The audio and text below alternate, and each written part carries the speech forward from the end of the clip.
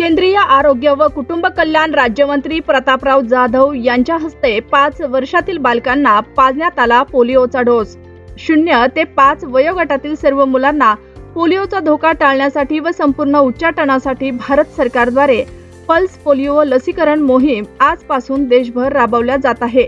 0 ते 5 वयोगटातील सुमारे 15,06,00,000 बालकांना या मोहिमेअंतर्गत पोलिओचा डोस पाजला जाणार आहे, अशी माहिती केंद्रीय आरोग्य व कुटुंब कल्याण राज्यमंत्री प्रतापराव जाधव यांनी दिली।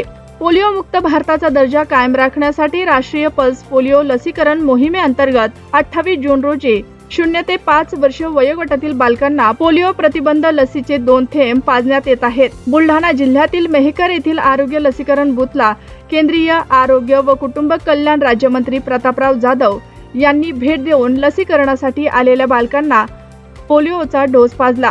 या मोहिमेसाठी आरोग्य विभागाने व्यापक नियोजन केले असून देशांतर्गत ग्रामीण व शहरी भागातील बालकांपर्यंत पोहोचण्यासाठी लसीकरण बूथ उभारण्यात आले आहे। बूथवरील लसीकरणानंतर पुढील 5 दिवस घर भेटीद्वारे वंचित राहिलेल्या बालकांना पोलिओचे डोस देण्यात येणार आहेत। पोलिओ हा कायमस्वरूपी अपंगत्व आणणारा आजार आहे, त्यामुळे 0 ते 5 वर्ष वयोगटातील प्रत्येक बालकाला पोलिओचे 2 थेंब देणं अत्यंत आवश्यक आहे।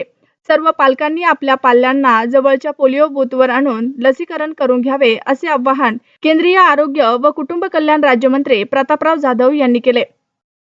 आजपासून आरोग्य व कुटुंब कल्याण मंत्रालय केंद्र सरकारच्या वतीनं संपूर्ण भारत देशामध्ये 5 वर्षाखालील लहान मुलांना पल्स पोलिओ लसीकरणचा डोस देण्यात येत आहे आणि आजपासून ही मोहीम सुरू झाली असून जवळपास देशभरातल्या 15.6 करोड मुलांना हा डोस देण्यात येणार आहे की जेणेकरून पल्स पोलिओचं संपूर्णपणे निराकरण होऊन कुणालाही पोलिओच्या माध्यमातून अपंगत्व लहान बालकांना येऊ नये म्हणून ही मोठ्या प्रमाणामध्ये मोहीम पूर्वी सुद्धा चालवल्या जात होती। आजपासून पुन्हा या मोहिमेला सुरुवात झालेली आहे आणि 15,60,00,000 बालकांना ही लस त्या ठिकाणी डोसच्या माध्यमातून देण्यात येणार आहे।